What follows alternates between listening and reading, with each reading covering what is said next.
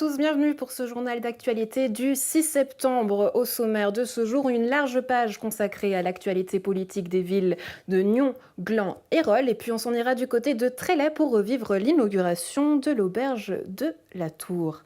À Nyon, c'était la rentrée pour le conseil communal. Ce dernier a décidé de refuser le projet de l'édition 2019 des Schubertiades à Nyon.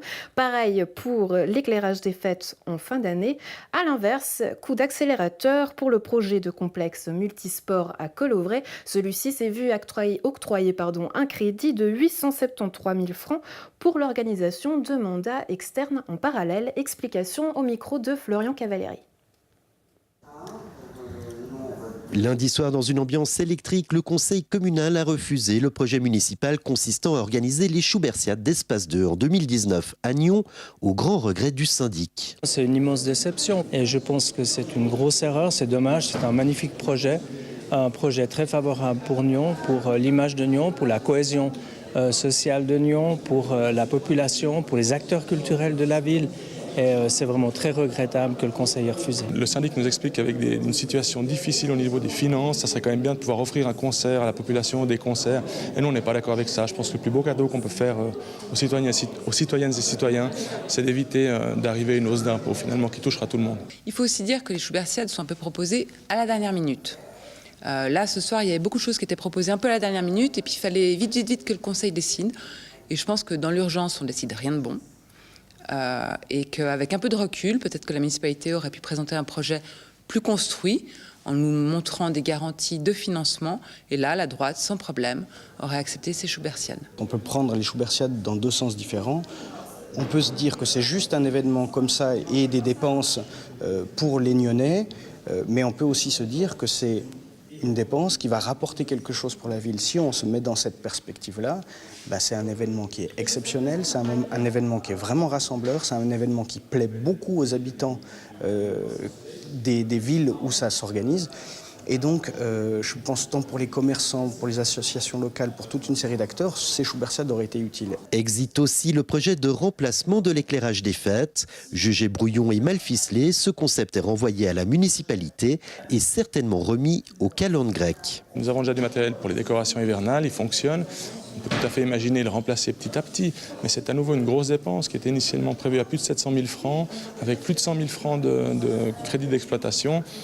Ce n'était pas le bon moment pour dépenser cet argent. Il y avait une opposition entre deux positions, une qui voulait mieux réfléchir à un équipement moins cher, mais aussi plus réfléchi, l'autre qui disait qu'il fallait dépenser la somme prévue par la municipalité, mais surtout ce qui a fait que le préavis a été renvoyé, c'était que le dossier n'était pas bien ficelé, me semble-t-il. Si le projet avait été bien ficelé, le projet bien fait, quitte à le revoir un peu à la baisse, à se dire, ok, on fait les choses un peu différemment, le projet passait. Seul le projet de halle multisport a trouvé grâce aux yeux du législatif qui a accepté de délier bourse pour l'organisation de mandats d'études parallèles, en tout près de 900 000 francs. Il y a longtemps qu'il y a une attente de la population par rapport à cette halle multisport.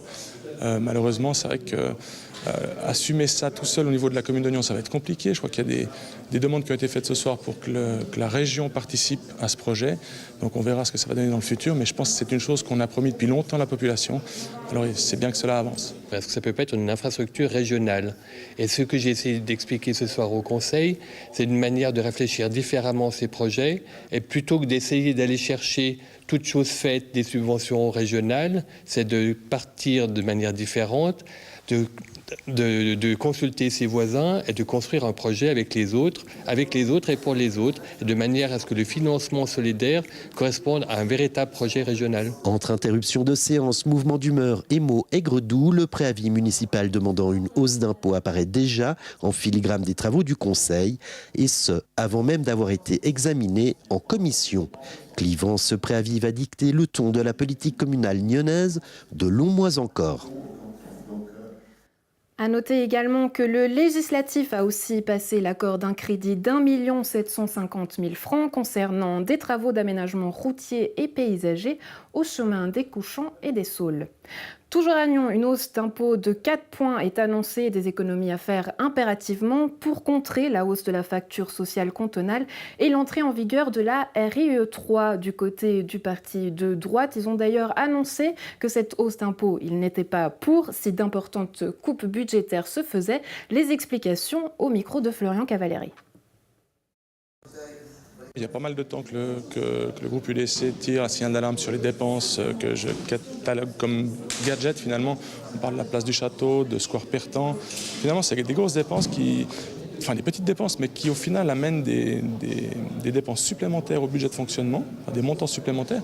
Puis c'est tout ça mis de fil en aiguille qui fait qu'à la fin, on a un budget conséquent. Et ensuite, on nous explique que c'est de la faute du canton. Oui, il y a une partie de responsabilité du canton, mais il y a aussi une partie de responsabilité de l'exécutif et du conseil communal aussi. Il ne faut pas se voiler la face.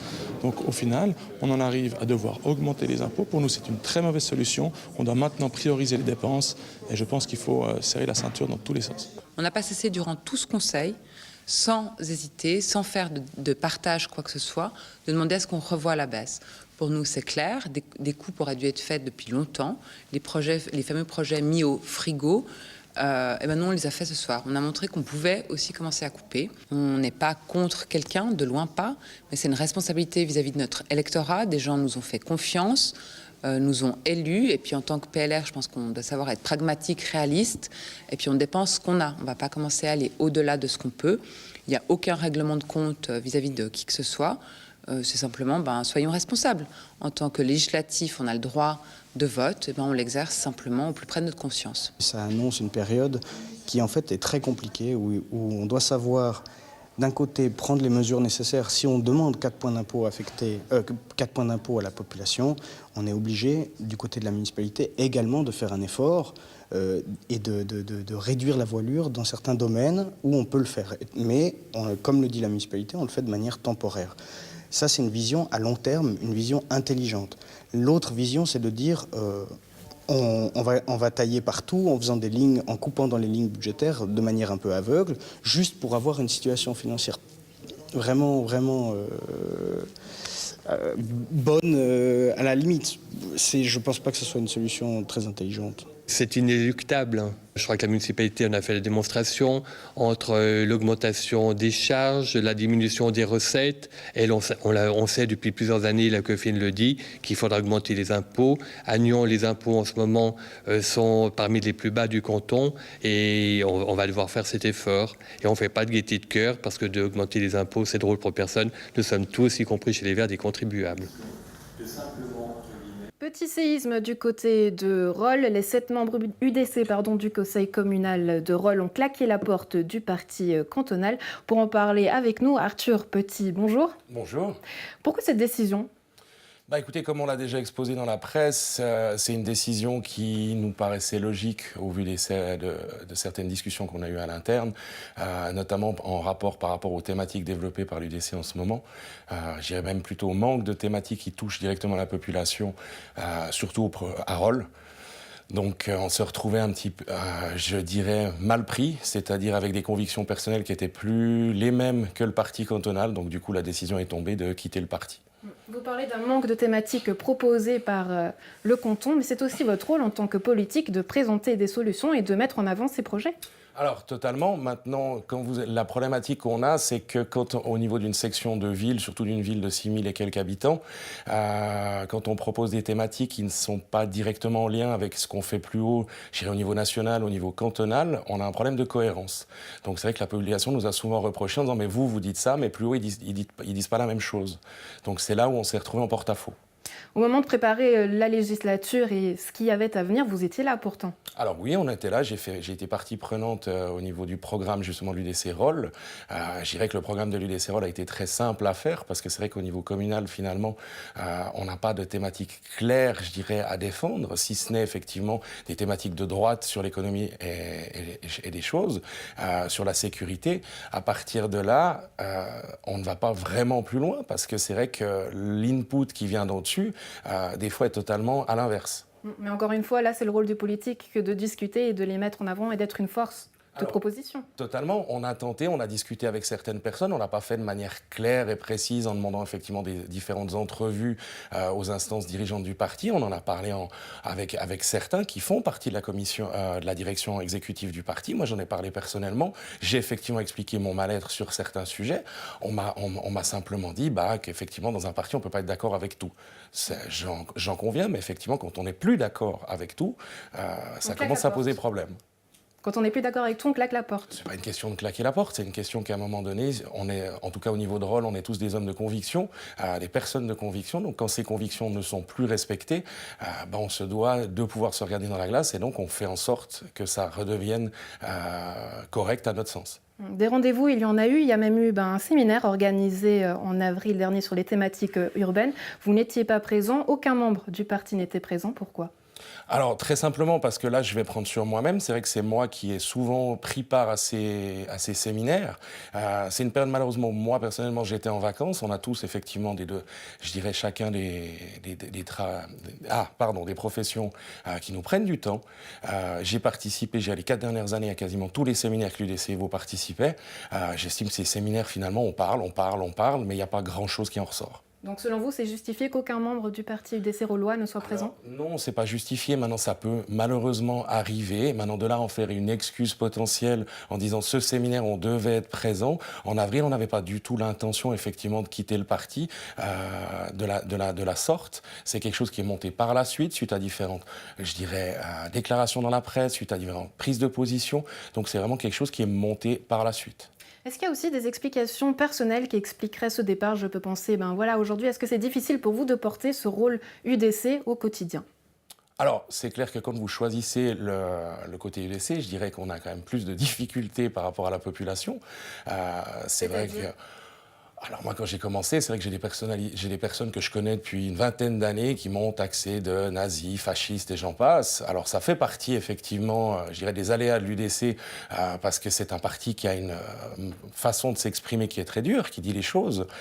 On en convient. Ça m'a jamais posé de problème parce que je suis fier des convictions que j'ai. Aujourd'hui, pourtant, vous montrez une faiblesse vu que vous n'êtes plus d'accord avec ce parti. Alors, je n'ai pas changé pour autant ma façon d'être. J'ai toujours dit, moi, aller prendre des claques par rapport à mes convictions, j'ai aucun problème.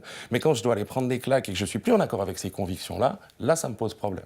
Sur les réseaux sociaux, certains disent également que si vous quittez le parti, c'est parce que vous avez mal digéré le fait de ne pas avoir eu la présidence du district. Qu'est-ce que vous répondez ? Qu'est-ce que vous voulez que je vous réponde sincèrement à ça ?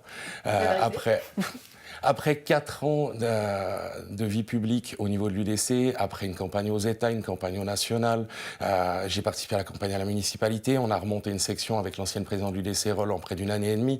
On a été chercher 2 sièges de plus aux délibérants. Je veux dire, si c'est la seule chose, en fait, que mes camarades retiennent de moi, c'est que je suis quelqu'un qui est, selon effectivement les termes que j'ai aussi entendu, frustré, je veux dire, c'est qu'effectivement, il était temps pour moi de partir. D'autres convictions, donc, vous nous l'avez dit aujourd'hui au Conseil. Quel parti est-ce que vous souhaitez rejoindre ? Alors, au jour d'aujourd'hui, rien n'est arrêté, en tout cas pour ma part. Je sais que d'autres collègues ont effectivement envoyé leur demande d'adhésion au PLR. Ça, je ne le cache pas. J'y songe également. Maintenant, je me laisse effectivement un temps de réflexion pour pouvoir prendre la bonne décision. Vous hésiteriez avec un autre parti, pardon ?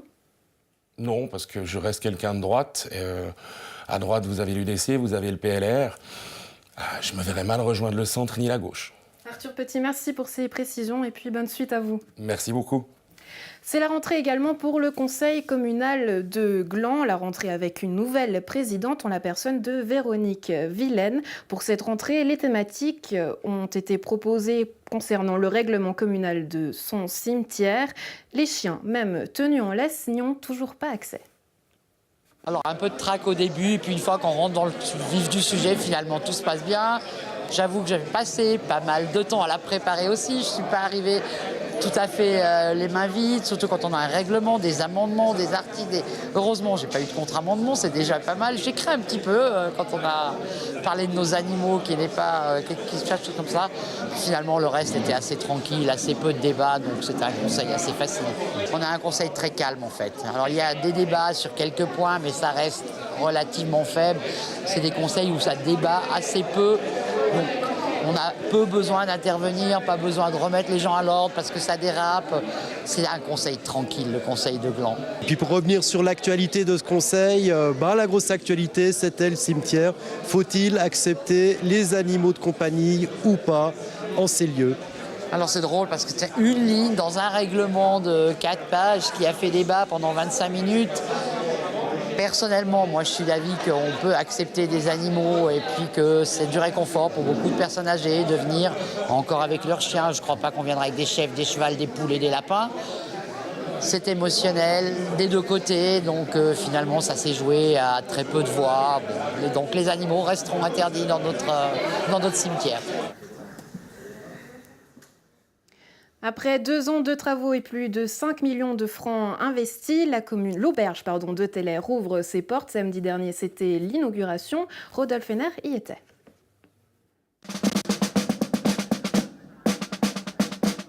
Des tambours, des petits fours et bien sûr des discours. Tout était réuni samedi matin à Telley pour l'inauguration tant attendue de l'auberge communale de la Tour. Après 2 ans de travaux et plus de 5 millions de francs investis.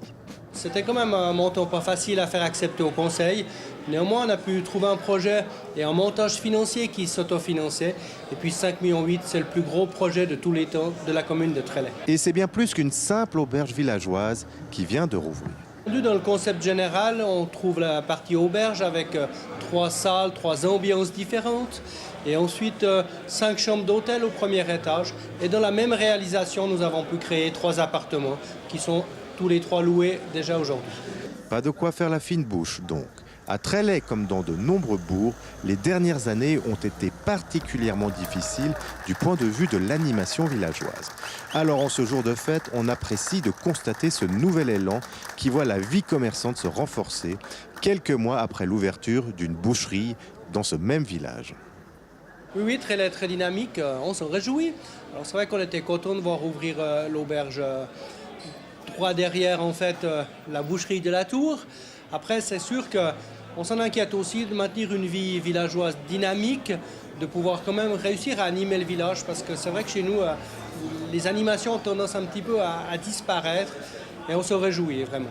Une auberge de la Tour qui rejoint donc la boucherie de la Tour, les deux qui entourent la place de la Tour et le parking de la Tour. C'est pratiquement incontournable quand vous passez Telley. La Tour est en plein centre du village.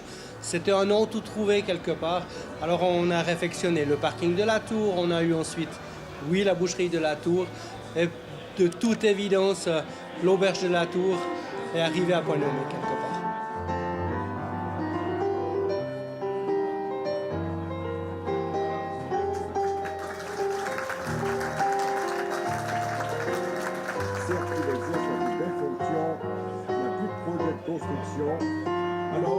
Quant à la cuisine, il y en aura pour tous les goûts.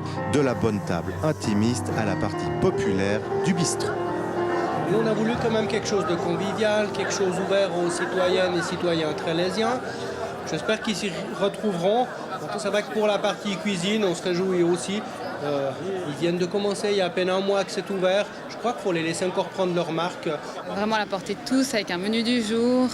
Et puis le soir, on a une table plutôt gastronomique. Donc effectivement un peu plus ambitieuse, mais qui reste quand même très accessible. Charge désormais aux tenanciers Aurélie et Marc-Henri Mazur de ravir nos papilles.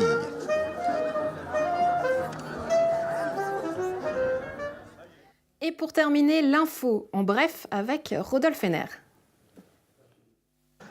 La fin de l'été approche, l'occasion de se dépêcher d'inaugurer les parcs communaux.